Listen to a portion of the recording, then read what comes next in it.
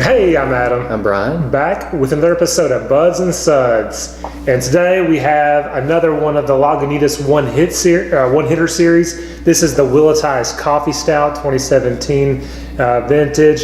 This is a 12.6% coffee stout aged in Willett rye whiskey barrels. This one's from Lagunitas, as I said, which brews out of Petaluma, California and Chicago, Illinois. Limited release. We got some here, but not too many bottles. Like I said, 12.6%, going around here about $2 a bottle. Mm-hmm. So not too bad for a barrel-aged coffee stout. So that's actually cheap for a 12-ounce barrel. Yeah. But we both have had this, correct? Mm-hmm. Yep. And we just thought we had some, didn't know what to review tonight, so we had a bottle. We thought we'd review it. Hopefully, maybe you guys have had it and could comment on it as well. So sounds good. Yep. Just pours pitch black. It does. Just pitch black. I guess you can kind of see through the edge a little bit. Hard to though. Very hard. With the head though. Yeah. I've still got a little bit of foam in there. Yeah, absolutely. You guys can see that. It was good. I remember it pouring a little thin, but yeah, I remember it being a little thin. Let's get the nose.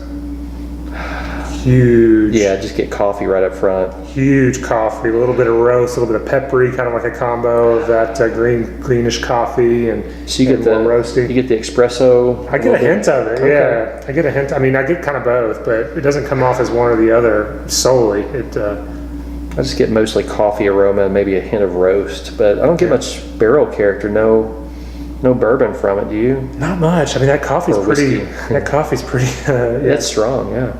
All right, let's do it. Yeah. Cheers. Cheers. Cheers.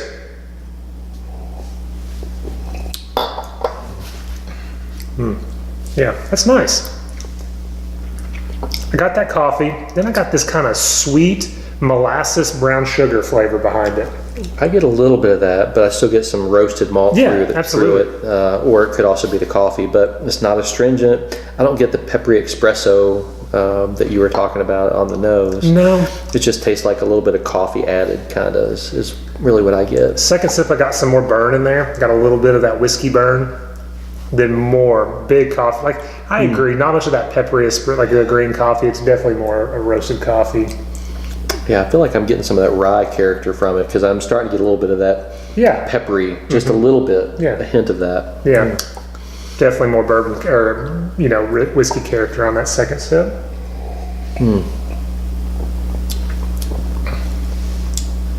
It's pretty good. Yeah, getting used to the coffee. I get this kind of like I said, this sweet, molasses, a little bit of brown sugar. I mean, there's no real. I mean, this isn't. We said it before. This is a sweet stout. I mean, there's not much bitterness to it. Yeah, it doesn't taste like your typical Russian Imperial stout with barrel aging in coffee. It's almost like a milk stout, really. So so definitely coffee, sweet, roasted malts. Like I said, I'm getting this kind of brown sugar sweetness as well. A little bit of molasses on that. It is thin, like you said. You agree? But I have to admit, thicker than I was expecting. I mean, just from the pour, I expected it to taste super thin, but I mean, just a little. It's thin.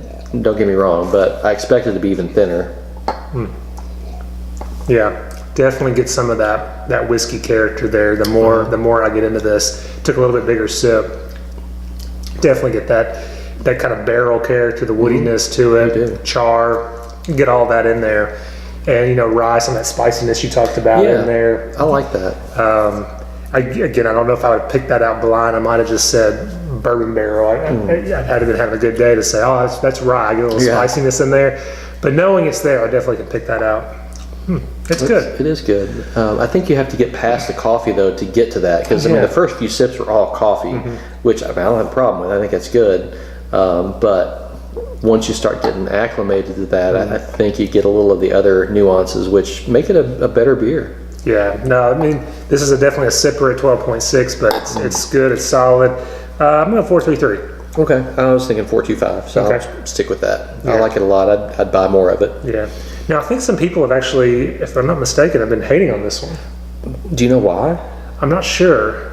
I didn't look too much at the reviews, but I've seen some polarized reviews on this one, I know, in fact, it prevented you from buying a case early on when you, or not a case, but a 6-pack early on when you could have got some because of those reviews. But then I saw very positive reviews of people that loved it. Yeah. So then luckily it came around again, and you were able to get some for us. Yeah.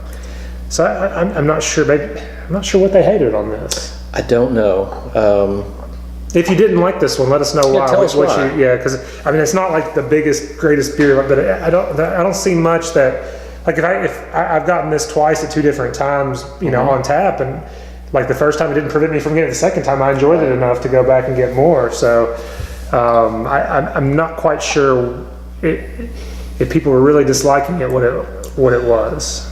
Well, unless they just didn't like sweet beers, which I don't know what I'm saying. It's not that sweet though. I mean, it's not like Pear and No Rules type sweetness. It's just, you know, I did happen to admit I expected more of a Russian Imperial Stout plus coffee and barrel aging, and it's not that. It's got a little bit of sweetness to it.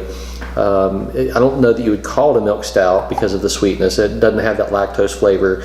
It just doesn't have the bitterness you expect from a Russian Imperial Stout, and it may not be that. I'm just saying, don't go into it expecting it. But okay, so I should have done this. I recently had just a breakfast stout, so non-barrel aged breakfast stout, and it had metallic flavor to it. Oh, really? I just didn't like. Kind of like those KBSs we were drinking. I poured half of it out, the other half, and I won't buy it again. Really? How old was it? A fresh one? It was, I mean, I didn't look at the bottle, but it had just gotten restocked. So I would hope it was within 6 months, but I didn't look at the bottle, I admit. So KBS should be similar to this as far as, you know, coffee, barrel aging. How would you, I would almost rather have this than that last KBS. Yeah, we had a vintage of KBS and definitely got that metallic on it. Yeah, I didn't like that. Yeah, it was weird. So I would prefer this as opposed to that vintage of KBS. I should have gotten one out because I have more. I may have to pull one out tonight just to see. No, this is good.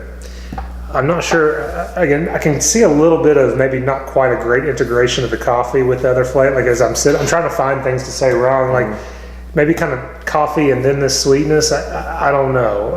I'm not quite sure. Again, if you guys didn't like it, let us know. Yeah, tell us why. I'm enjoying this. 433, 425. I'm going to bump mine up to 433. The more I sip on it, the more I enjoy it. I'm getting more of the barrel character, which I wasn't getting before because I'm finally past the coffee. So yeah, 433 for me. 433s for both of us. Again, guys, post what you think if you tried this one. Anything else? As always, if you can't have the beer you love the beer you have. Thanks.